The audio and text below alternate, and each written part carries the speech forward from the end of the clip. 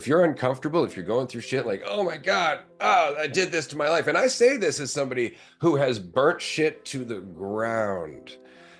One of, and I said this earlier in a conversation, one of the most influential people in my life, and I won't name him obviously on the podcast, but he had such an incredible impact on my life. He gave me something to aspire to in terms of self-awareness, in terms of just overall interest in life as a whole.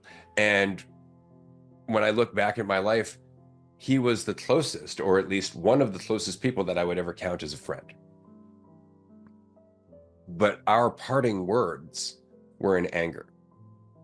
And that relationship ended in essentially just a bonfire. And we never talked again. Despite how close we had become over years, we never talked again. And it's 15 years later. He is not a young person. He's more than likely dead now. And I'm never going to have a resolution to that. I'm always going to feel that. I'm always going to learn from that feeling. Because when I look back at it, sure, it was an authentic argument. It was caused by the circumstances and how I was feeling and where we were and everything else, his own choices, my own choices, all of that. But when I look back now at the state I'm in, I realize I didn't have to rise to that point.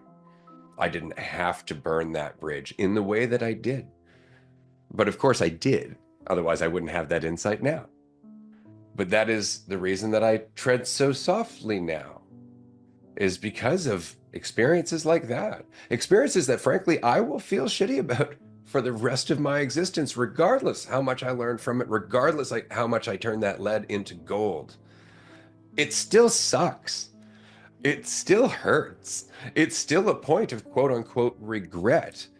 As much as I can accept I had to do it because of where I was, that doesn't mean that I'm going to willingly do it again.